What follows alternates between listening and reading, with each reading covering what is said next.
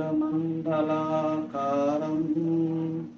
व्यापकं येन चराचरं तत्पदं दर्शितं येन तस्मै श्रीगुरुवे नमः।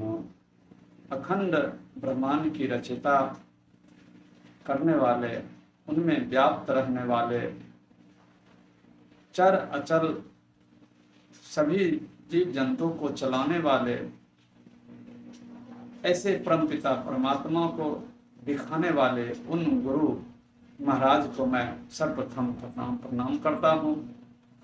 सच्चिदानंद रूपाय विश्वोत्पत्त्यादि हेतवे तापत्र विनाशाय श्री कृष्णाय वयं नमः। हम लोग सच्चित आनंद के परम धाम श्री कृष्णचंद्र भगवान, जिन्होंने विश्व की उत्पत्ति, पालन और संहार करते हैं, हम लोगों को तीनों तापों से बचाते हैं, दैविक, दैहिक और भौतिक। इन श्री कृष्ण चंद्र भगवान के चरणों में हम लोग नमन करते हैं। और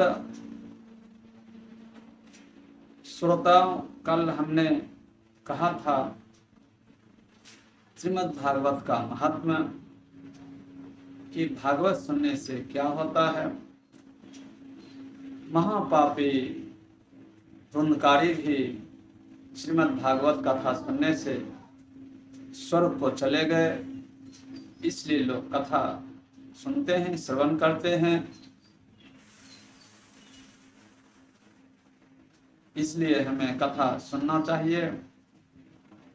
आज हम श्री नारद जी का चरित्र कहेंगे कि नारद जी को भक्ति किस प्रकार प्राप्त हुई, भगवान का भक्त नारद जी कैसे बन गए।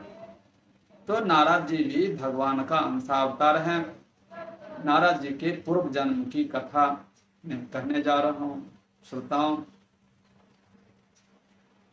नारद जी पूर्व जन्म में एक वेद पाठी ब्राह्मण दासी के पुत्र था। जब नारद जी 5 साल का था और नारद जी छोटे से उसके यहाँ उस ब्राह्मण का सेवा करता, टहल करता और बचा हुआ भोजन करता। नारद जी का बचपन से वही काम था। जब नारद जी 5 साल के उम्र में आए, तभी नारद जी के माता को एक सर्प ने डस लिया और वह इस संसार से चली गई। अब नारद जी अकेला पड़ गया। वह अकेले वन की ओर चल दिए। वन को ओर जाने पर नारद जी जाते जाते यमुना जी के तट के पास गए। वहाँ यमुना में स्नान किए और एक पीपल के वृक्ष के नीचे जा करके बैठ करके भगवान का तपस्या करने लगे। तब भगवान ने वहाँ प्रकट हुए और नारद जी को कहे कि नारद, तुम मेरे पार्षद बन जाओ। इतना वरदान दे करके भगवान चले गए। नारद जी इस जन्म में जब ब्रह्मा जी का रात आया, दिन बीत गया, तब क्या होता है, प्रलय होता है। और उस प्रलय के समय नारद जी अपना प्राण त्याग करके अब ब्रह्मा जी में लीन हो गए, ब्रह्मा में समा गए। और फिर जब सुबह हुआ ब्रह्मा जी का, तब नारद जी और मरीचि ऋषि ब्रह्मा जी के नासिका से प्रकट हुए। तभी से श्री नारद जी भगवान के हरि कीर्तन करते रहते हैं और बिना बजाते रहते हैं।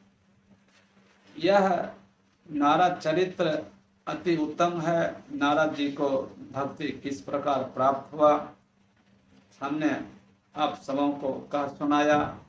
इसलिए संतों की सेवा करनी चाहिए, सत्संग करनी चाहिए, वहाँ बैठना चाहिए, जो संत लोग कहते हैं श्रवण करना चाहिए। क्योंकि कहते हैं संत मिलन और हरि कथा तुलसी दुर्लभ दोय, सुत दारा और लक्ष्मी पापी को भी होय। पर सबको संत मिलन नहीं होते। क्यों नहीं होते? और क्योंकि कहते हैं पूर्व जन्म के पाप से हरि चर्चा न सुहाय, जैसे जर की ताप से भोजन से रुझ जाए। जिसके शरीर पर पूर्व जन्म का पाप रहता है उसे भक्ति नहीं सुहाती है, भक्ति अच्छी नहीं लगती है, भगवान का भजन अच्छा नहीं लगता है। लेकिन यहाँ आने का बहुत बड़ा, सत्संग में आने का बहुत बड़ा फल मिलता है। क्या फल मिलता है? कहते हैं कि जहाँ राम तहाँ अयोध्य निवासो, जहाँ संत तहाँ तीर्थ वासो। हमें यहाँ सारे तीर्थ घूरने का फल मिल जाता है जो हम किसी सत्संग में बैठते हैं, सत्संग में जाते हैं वहाँ। क्योंकि वहाँ भगवान राम के कथा का चलता है, और जहाँ भगवान राम की कथा होती है वहाँ पूरे अयोध्या वासी आ जाते हैं, भगवान रहते हैं, भगवान के सारे भक्त लोग रहते हैं और संत लोग रहते हैं। जहाँ संत रहते हैं वहाँ सभी तीर्थ आ जाते हैं वह कथा सुनने के लिए। इसलिए हमें तीर्थ जाने का फल इस सत्संग में आने पर मिल जाता है। क्योंकि गोस्वामी तुलसीदास जी भी ने बताया माता सबरी की नम्मा भक्ति में कि प्रथम भक्ति असंतन कर संगा, दूसरी रति मम कथा प्रसंगा। कि सत्संग में आने से वह प्रथम भक्ति कहलाता है, और दूसरी भक्ति भगवान का रति मम कथा प्रसंगा। भगवान के स्त्री रति मने स्त्री, भगवान और भगवान के पत्नी के बारे में विषय में जो चिंतन मनन कथा चलती है उसे सुनने से वह दूसरी भक्ति कहलाती है। और गुरु की सेवा करना तीसरी भक्ति है। कहते हैं कि चौथी भक्ति मम गुण गना करे कपट तजिगान। जो छल कपट छोड़ करके भगवान का गुणानुवाद करते हैं वह चौथी भक्ति कहलाता है। और मंत्र जाप मम दृढ़ विश्वासा, पंचम भजन सुवेद प्रकाशा। मंत्र के द्वारा जो जाप करते हैं, लोग भजन करते हैं, पूजा करते हैं, वह पांचवा भक्ति कहलाती है। और छठदा मुशील अविरति बहु कर्मा, निरत निरंतर सज्जन धर्मा। छठा भक्ति कहलाता है जो बचपन से घर बार छोड़ करके बाहर रहते हैं, साधु वेश में रहते हैं, मांग कर खाते पीते हैं, वह छठा भक्ति कहलाता है, वह विरक्त रहते हैं। भगवान कहते हैं कि सातम सम मोहे मैं जग देखा, मोते संत अधिकर लेखा।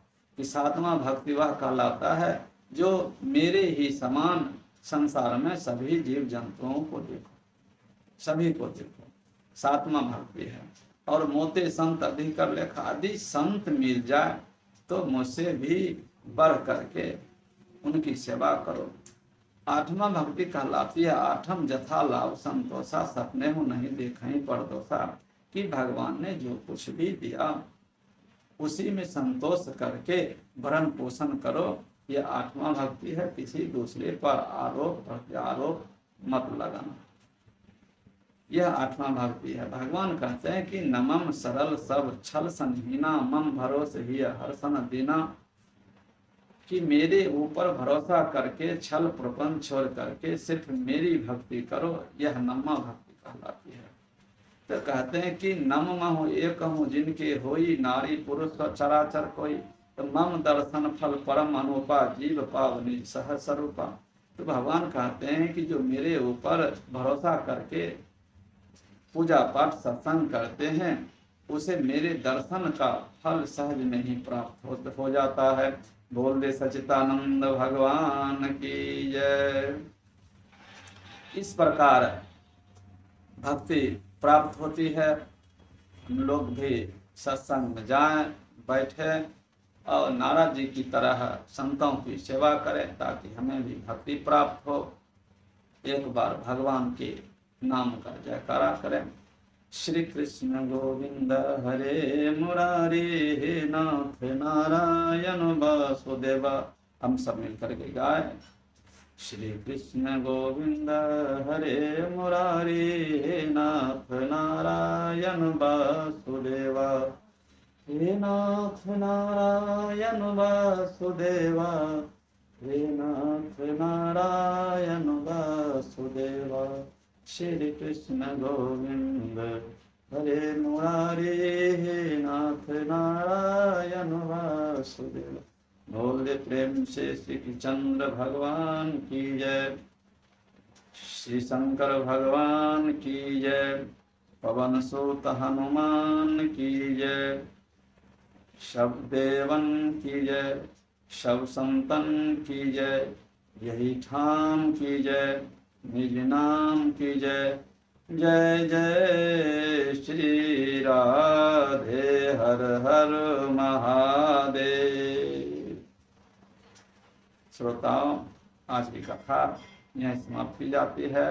अगले कथा में हम कुल वंश के बारे में कहेंगे कि सृष्टि किस प्रकार हुई जिससे यह मानव से संसार भर गया।